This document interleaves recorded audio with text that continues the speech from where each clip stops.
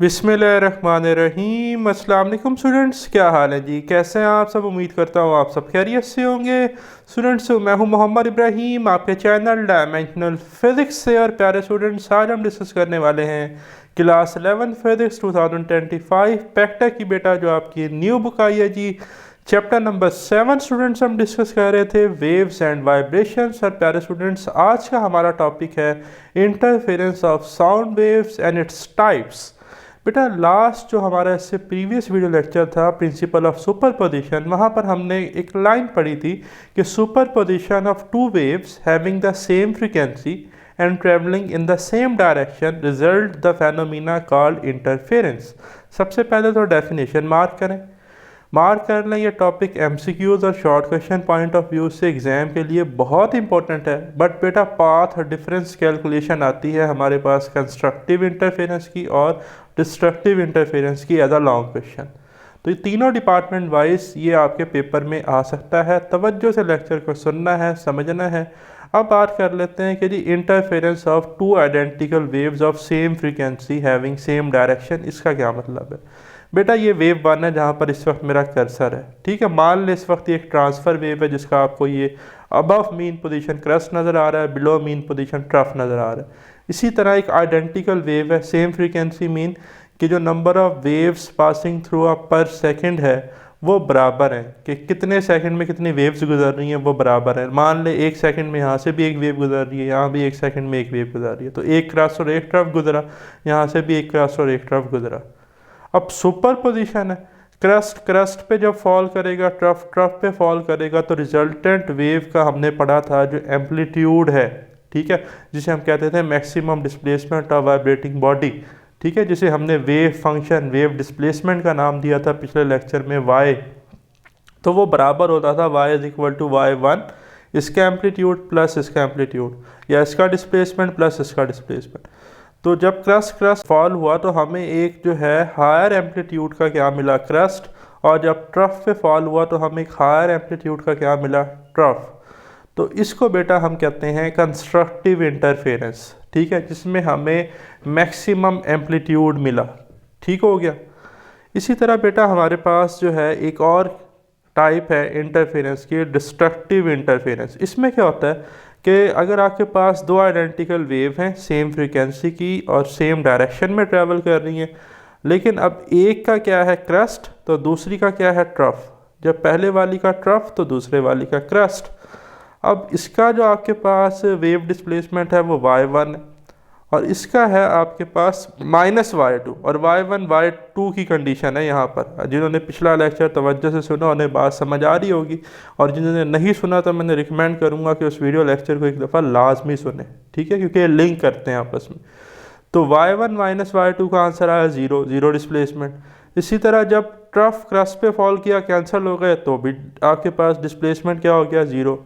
तो आपको यहाँ पर कोई एम्पलीट्यूड या कोई वेव डिस्प्लेसमेंट नहीं मिला। तो इस टाइप का हम कहते हैं डिस्ट्रक्टिव इंटरफेरेंस। ठीक हो गई बात।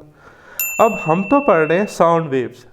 अब मैंने इधर नोट किया है कि रिमेंबर डैट, कि आपने याद रखना है sound waves are longitudinal waves. Sound waves तो बेटा लॉन्गिट्यूडनल वेव्स होती हैं, और लॉन्गिट्यूडनल वेव्स तो एयर में प्रेशर डिफरेंस यानी कि कंप्रेशन और रेयरफेक्शन की वजह से बनती हैं।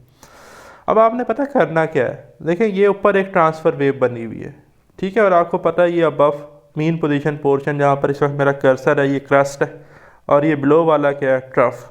अब बेटा अगर आपके पास एक लाउड स्पीकर है तो उससे निकलने वाली एयर में जो कंप्रेशन है रेयर फ्रैक्शन है, कंप्रेशन क्या है, क्रस्ट की तरह एक्ट कर रहा है, रेयर फ्रैक्शन किसकी तरह एक्ट कर रहा है, ट्रफ की तरह। फिर कंप्रेशन क्रस्ट है, रेयर फ्रैक्शन ट्रफ है, ठीक है। तो अब कुछ बातें जो आपने नोट करनी है कि क्रस्ट क्या है आपका, कंप्रेशन एक तरह का, और ट्रफ आपका क्या है, रेयर फ्रैक्शन। एक बात फिर आपको पता है दो कंजक्टिव क्रस्ट के दरमियान जो फासला होता है उसे हम एक वेव कहते हैं, वेव लेंथ, लैम्डा जिसे हम कहते हैं, distance between two conjunctive crust, यहाँ से हम कहते हैं distance between two conjunctive trough. कितना होता था, लैम्डा, ठीक है, ये चीज़ नोट रखिएगा एक तो। अच्छा, फिर आपने पढ़ा था कि जो बिलो आपके पास मीन पोजीशन पोर्शन होता है वो ट्रफ होता है। तो आपसे कोई पूछे कि ट्रफ और क्रस्ट के दरमियान कितना फासला है, भाई देखें आपके पास क्रस्ट से क्रस्ट फासला है लैम्डा, तो दरमियान में ट्रफ आ रहा है, तो क्रस्ट से ट्रफ फासला होगा λ/2। तो ये इधर देखें, ये ट्रफ है, ये क्रस्ट है, तो क्रस्ट और ट्रफ के दरमियान फासला कितना है λ/2, ये भी याद रखिएगा। इसी तरह बेटा अगर हम साउंड वेव्स की बात करें तो दो कंजक्टिव कंप्रेशन के दरमियान जो फासला है वो कितना है, एक wavelength lambda, distance between two conjunctive compression lambda. But distance between two conjunctive compression and rarefaction वो कितना है, λ/2, जैसे क्रस्ट और ट्रफ के दरमियान λ/2 था। अब कंप्रेशन को मैंने C से लिखा है, रेयरफेक्शन को मैंने R से लिखा है, ठीक है, ये भी आपने पॉइंट नोट रखना है। अब आपकी बुक में ना ये डायग्राम बनाई गई है और इस डायग्राम को ही समझने के लिए बच्चों को मुश्किलात होती हैं, तो मैं इतनी आसानी से आपको ये समझाऊंगा कि आप कहेंगे सर ये तो बहुत ही आसान हो गया और मज़ा आ गया हमें, ठीक है। तो जो मज़ा आपको चाहिए ना उसको समझने के लिए ज़रा तवज्जो देनी है, ठीक है। तो टॉपिक आसान होने लगा, तो देखें पाथ डिफरेंस। पाथ डिफरेंस क्या था, जो मैंने अभी आपको वेवलेंथ पढ़ाई, दो क्रस्ट से क्रस्ट के दरमियान फासला या दो कंप्रेशन के दरमियान। तो पाथ डिफरेंस जो है जी दो कंप्रेशन के दरमियान कितना था, वेवलेंथ, ठीक है। और पाथ डिफरेंस हमारे पास कंप्रेशन और रेयरफेक्शन के दरमियान कितना था, λ/2, ये हमने अब डिस्कशन से लिखा। अच्छा, अब इस डायग्राम में ये जो आपके पास फुल क्या है, कर्व्ड, ठीक है, ये एक्चुअली आपके पास साउंड वेव्स हैं जो स्पीकर से निकल रही हैं। ये S1 स्पीकर है, ये S2 स्पीकर है। अब ये जो विदाउट डॉटेड है ना, ये कंप्रेशन को रिप्रेजेंट कर रही है, ठीक है। इसमें यानी कि जो डॉटेड लाइन नहीं है वो सारे कंप्रेशन हैं, जैसा कि ये कंप्रेशन है, ये भी क्या है कंप्रेशन, फिर ये डॉटेड वाला रेयरफेक्शन है, फिर कंप्रेशन है। तो ये जो सिग्नल है ना आपके पास साउंड सिग्नल, ये क्या है जी, जो विदाउट डॉटेड लाइन है कंप्रेशन, और जो डॉटेड लाइन है ये रेयरफेक्शन है, ठीक है।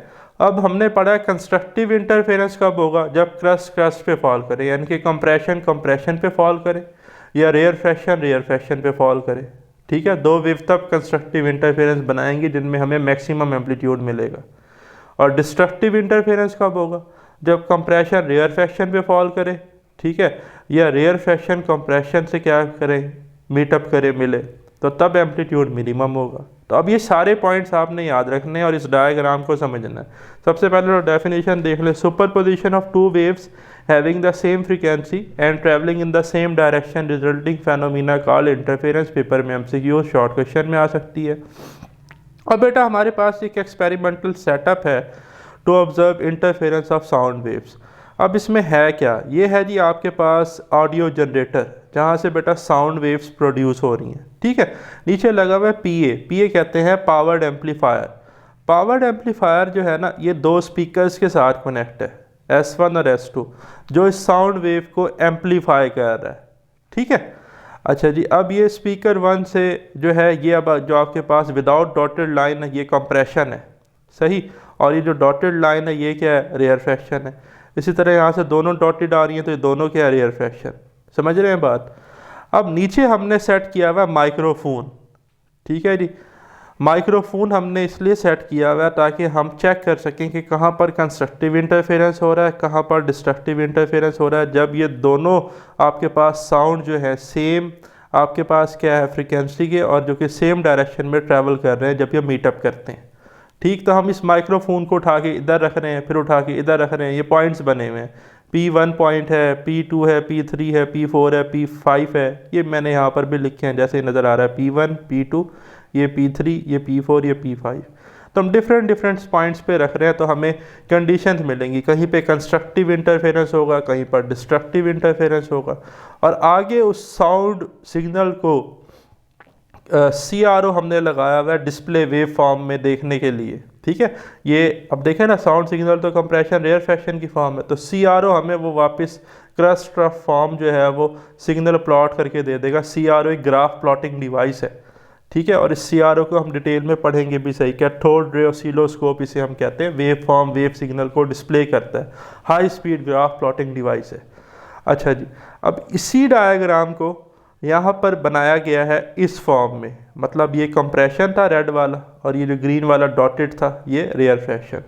वही अगेन ऑडियो जनरेटर जहाँ से साउंड प्रोड्यूस हुआ, पावर्ड एम्पलीफायर जो कि स्पीकर 1 स्पीकर 2 के साथ लगा हुआ है, सेम फ्रीक्वेंसी के हैं, सेम डायरेक्शन में ट्रैवल कर रहे हैं।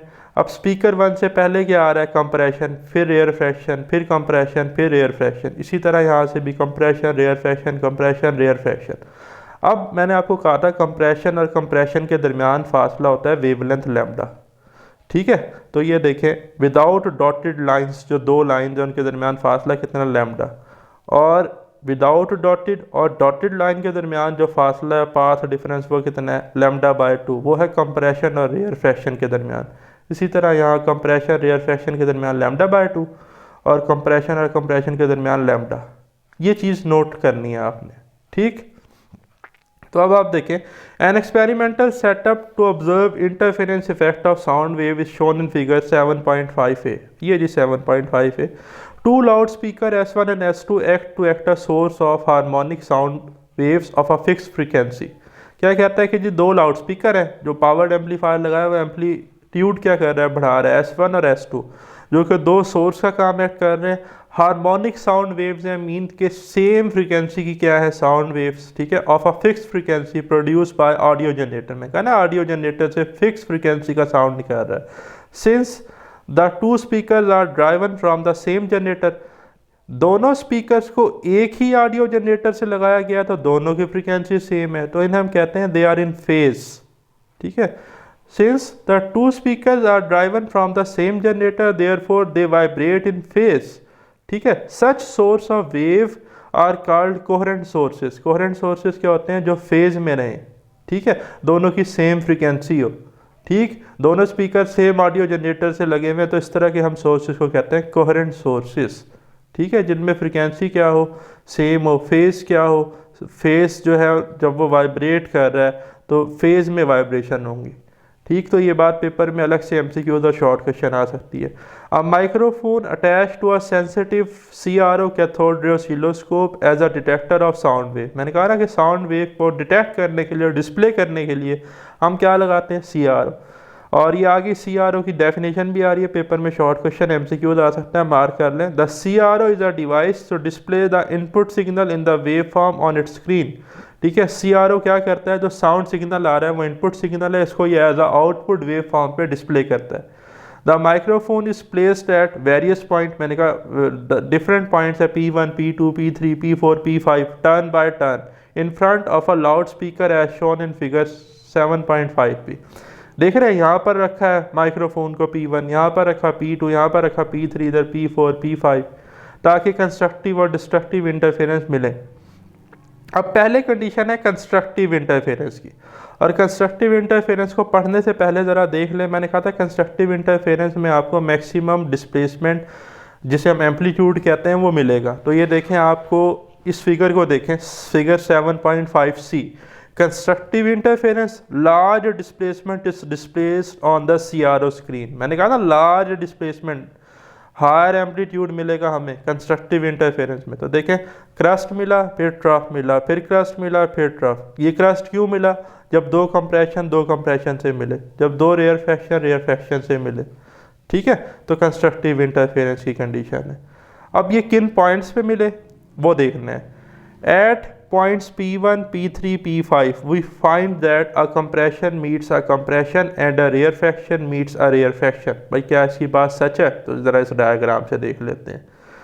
देखें P1 पॉइंट को देखें, ये जो जी आपके पास P1 पॉइंट है, ये वाला P जहाँ पर इस वक्त मेरा कर्सर है, ये ब्लू वाली डॉटेड लाइन है।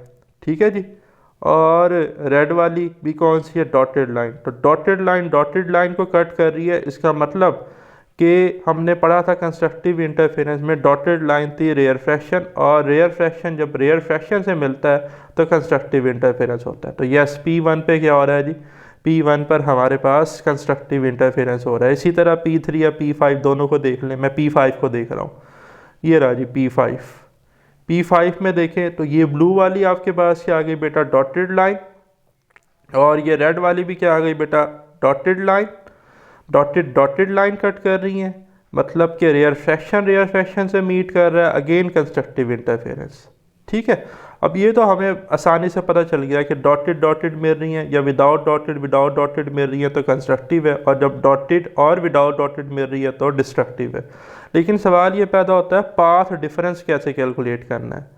ठीक है, तो वो ही अब हमने पढ़ना है और वो भी बड़ा आसान है, जो कि बच्चों के लिए थोड़ा मुश्किल होता है। So the displacement of two waves are add up at these points and according to the principle of superposition a large resultant displacement is seen on the CRO screen.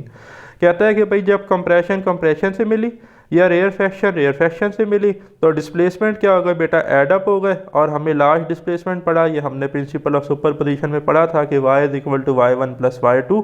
ठीक है जी, और हमें जो है वो फिर एक साइनोसाइडल वेव फॉर्म मिल गई हाई एम्पलीट्यूड की कंस्ट्रक्टिव इंटरफेरेंस में। अब बात कर लेते हैं पाथ डिफरेंस कैलकुलेशन की। From figure 7.5b we find that the path difference delta S between the waves at point P1 is. अच्छा जी, P1 का ना हम पाथ डिफरेंस निकालते हैं। अब P1 का पाथ डिफरेंस निकालना है, थोड़ा सा जूम करूं ताकि आपको नज़र आए। ठीक है जी, ये रहा जी बेटा हमारे पास P1। ठीक है, हमने इसका पाथ डिफरेंस निकालना है स्पीकर 1 और स्पीकर 2 से।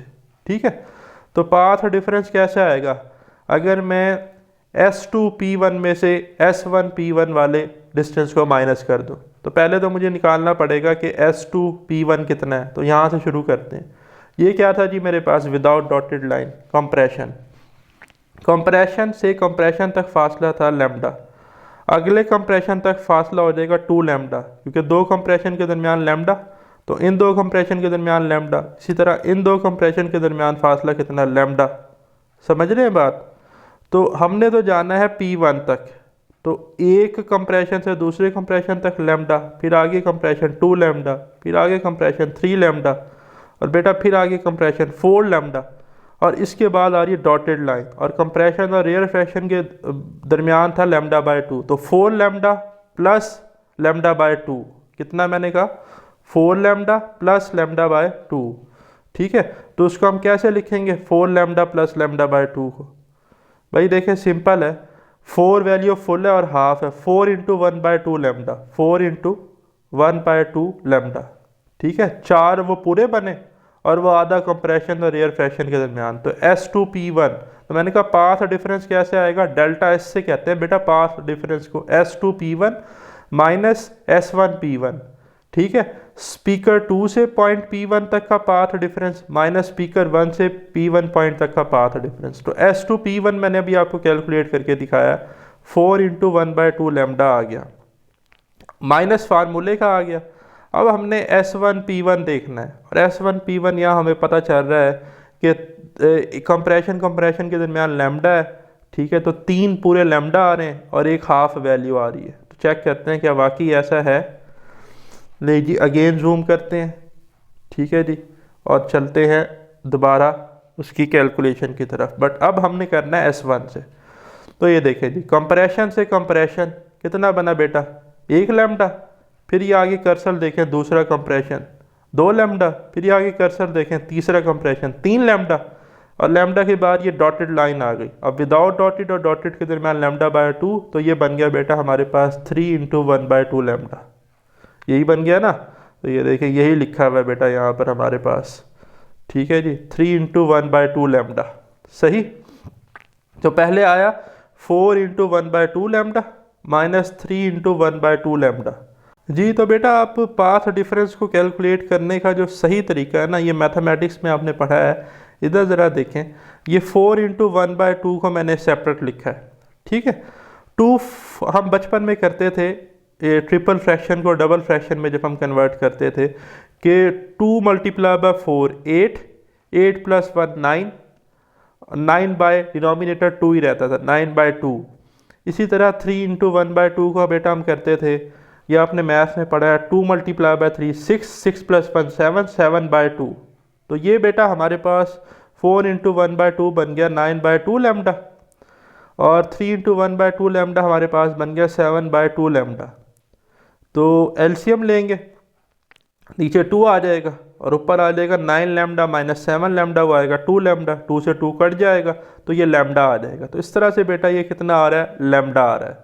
तो बेटा पाथ डिफरेंस कितना आया, कंस्ट्रक्टिव हमारे पास इंटरफेरेंस में लैम्डा आया। सही हो गई बात। Similarly at point P3 and P5 path difference is 0 and lambda ठीक है जी, respectively here lambda is the wavelength which is the distance between any two successive solid और डैश लाइंस। अच्छा, इसका क्या मतलब है कि भाई आपके पास हमने पढ़ा था ना कि जो हमारे पास सॉलिड लाइंस कह रहा है, ये जिसको मैंने विदाउट डैश या विदाउट डॉटेड लाइंस को कहा था, कि दो कंप्रेशन और कंप्रेशन के दरमियान कितना था पाथ डिफरेंस लैम्डा, और दो रेयर फ्रैक्शन के दरमियान पाथ डिफरेंस कितना था, मतलब दो डॉटेड लाइंस के दरमियान या डैश लाइन के दरमियान लैम्डा। ठीक है, तो यहाँ से हमें जो है जी पाथ डिफरेंस मिला लैम्डा का। ठीक है, इसी तरह बेटा अगर मैं किसी और पॉइंट को कंसीडर करता हूँ, ठीक है, जहाँ पर मेरे पास जो है लाइक कंप्रेशन कंप्रेशन से मिल रहा हो, अगर हम इस पॉइंट को देखें P3 को, ठीक है, तो ज़रा इसकी वैल्यू अगर हम कैलकुलेट करें P3 के लिए, तवज्जो से बात को सुनना और समझना है। तो देखिए यहाँ से यहाँ तक लैम्डा, जहाँ मेरा कर्सर है यहाँ से यहाँ तक लैम्डा, यहाँ से यहाँ तक लैम्डा, यहाँ से यहाँ तक लैम्डा, कितना बन गया 4 लैम्डा। यहाँ से देखें यहाँ से यहाँ तक लैम्डा, यहाँ से यहाँ तक लैम्डा, यहाँ से यहाँ तक लैम्डा, यहाँ से यहाँ तक lambda, 4 lambda minus 4 lambda, answer कितना आया 0 लैम्डा। ऐसे ही है ना, 4 लैम्डा में से 4 लैम्डा तो चला गया, तो 0 मल्टीप्लाई बाय लैम्डा तो 0 ही होता है। तो इसका मतलब पाथ डिफरेंस हमें 0 मिला जब, अब ये भी आपके पास विदाउट डैश लाइन है, सॉलिड लाइन है, और ये ब्लू वाली भी सॉलिड लाइन है, यानी कि विदाउट डैश लाइन है। तो इसलिए याद रखना है कि हमें वेवलेंथ जो है, पहला जो हमें वेवलेंथ मिलती है वो 0 होती है, लेकिन 0 तो हम यूज़ नहीं कर सकते मैथमेटिकली, तो इसलिए हम वेवलेंथ लैम्डा यूज़ करते हैं। बात समझ रहे हैं? तो कंस्ट्रक्टिव इंटरफेरेंस में हमारे पास पाथ डिफरेंस 0 आता है सबसे पहले, इसलिए उसने यहाँ लाइन में 0 लिखा था। P3 पे मैंने आपको दिखा भी दिया कि कंस्ट्रक्टिव में 0 बन रहा है।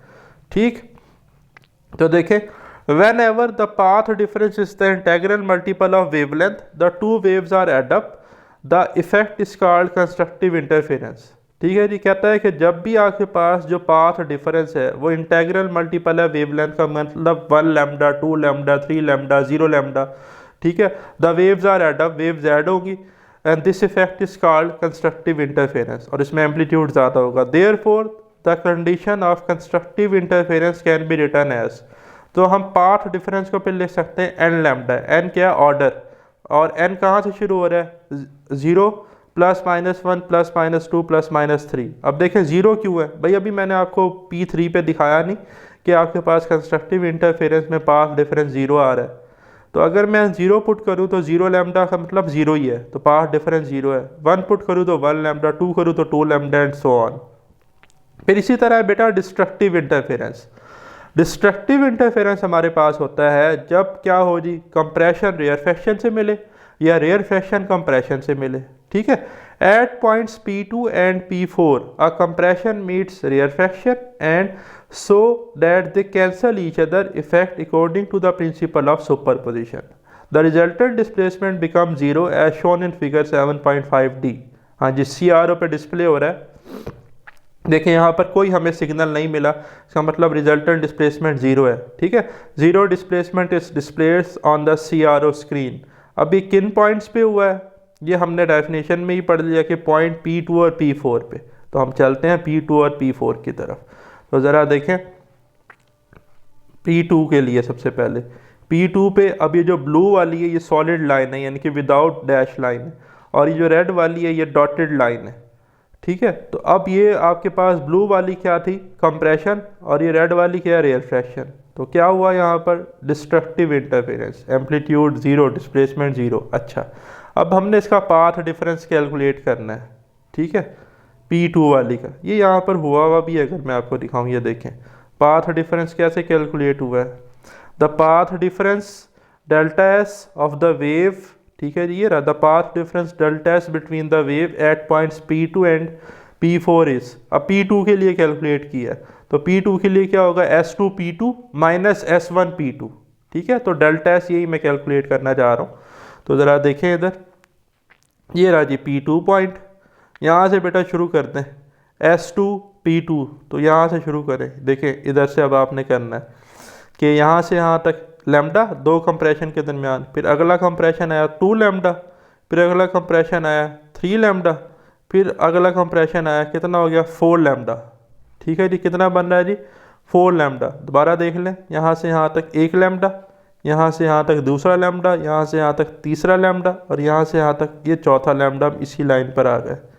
अब इधर से देखें, यहाँ से यहाँ तक बेटा 1 लैम्डा, ये था S2P2, 4 लैम्डा आया। अब हम कर रहे हैं S1P2। तो बेटा कंप्रेशन से कंप्रेशन लैम्डा, कंप्रेशन से अगले कंप्रेशन 2 लैम्डा, फिर बेटा कंप्रेशन से अगले कंप्रेशन 3 लैम्डा और इसके बाद एक डॉटेड लाइन आ रही है, मतलब 1/2, यानी कि 3 × 1/2 लैम्डा S1P2। ठीक है, 3 × 1/2 लैम्डा। तो चलते हैं जी वापस, लें जी, ये आ गए बेटा delta S is equal to S2P2 minus S1P2। S2P2 मैंने कहा 4 लैम्डा और S1P2 मेरे पास आया 3 × 1/2 लैम्डा। यही वैल्यूज आई हैं, दरमियान में माइनस है, अगेन 4 लैम्डा तो 4 ही रहेगा। इसको कन्वर्ट करेंगे हम, देखें 3 × 1/2 को हम लिख सकते हैं 2 × 3 6, 6 + 1 7/2। तो ये बन जाएगा 7/2 लैम्डा। तो मैंने इसको इधर सेपरेटली कर लिया, 4 लैम्डा माइनस 7/2 लैम्डा। ठीक है जी, एलसीएम लेंगे तो नीचे 2 आ जाएगा और 2 × 4 = 8, 8 लैम्डा, ये 2 से 2 कैंसिल, तो ऊपर 7 लैम्डा ही आ जाएगा। तो 8 लैम्डा माइनस 7 लैम्डा, लैम्डा लैम्डा/2। तो ये बन रहा है आपके पास 1/2 लैम्डा या हाफ लैम्डा आप कह सकते हैं। ठीक है, हाफ ऑड इंटेग्रल मल्टीपल भी इसे हम कहते हैं। सिमिलरली एट पॉइंट P4 पे भी जो पाथ डिफरेंस है वो कितना बनेगा, 1/2 लैम्डा। तो यहाँ से डेफिनेशन आई, so at points where the displacement of 2 waves cancel each other effect, ऐसे पॉइंट्स जहाँ पर वेव डिस्प्लेसमेंट जो है एक दूसरे वेव के कैंसिल कर जाएं, रिजल्टेंट डिस्प्लेसमेंट 0 हो जाए, the path difference is the odd integral multiple और half wavelength, this effect is called the destructive interference. और बेटा इसे हम क्या कहते हैं, destructive interference. Therefore the condition for destructive interference can be written as, अब इसकी जनरल फॉर्म लिखी है, delta S is equal to 2n + 1 lambda. अब परेशान नहीं होना, आप कहेंगे सर 2n + 1 कैसे आया, तो आगे वाली कंडीशन देखें, where n is equal to 0 +-1 +-2 so on. n 0 put करें, 0 पुट करें तो 2 × 0 0, 1 × लैम्डा/2, यही नहीं बन गया लैम्डा/2। ठीक है, अच्छा नेक्स्ट ऑर्डर के लिए जब हम 1 पुट करते हैं तो 2 × 1 कितना बनेगा, 2, 2 + 1 3, 3 लैम्डा/2। ऑड इंटेग्रल मल्टीपल आएंगे, हाफ ऑड इंटेग्रल 1/2, 3/2, 5/2, 7/2। 2 पुट करके देखें तो 5/2 आता है। ठीक है, क्योंकि 2 × n की वैल्यू भी 2, 4, 4 + 1 5, 5 × लैम्डा/2। तो ये था प्यारे स्टूडेंट्स हमारा आज का वीडियो लेक्चर। कोई पॉइंट अगर नहीं समझ आया तो कमेंट्स में ज़रूर डिस्कस कीजिएगा। मैं एक दफ़ा अगेन कहूँगा कि अगर कोई पॉइंट नहीं समझ आता तो वीडियो को रिवर्स करके उन पॉइंट्स को तवज्जो से सुने, जो बातें मैंने शुरू में की उन्हें तवज्जो से एक बार सुने और समझें, और इंशाअल्लाह आप कभी भी इस चीज़ को नहीं भूलेंगे। जितना आसान तरीके से हो सकता था मैंने आपको समझाया है विद डिटेल। अल्लाह ताला आपको बरकत और कामयाबी अता फरमाए। मिलते हैं very soon next video lecture के साथ। खुदा हाफिज़।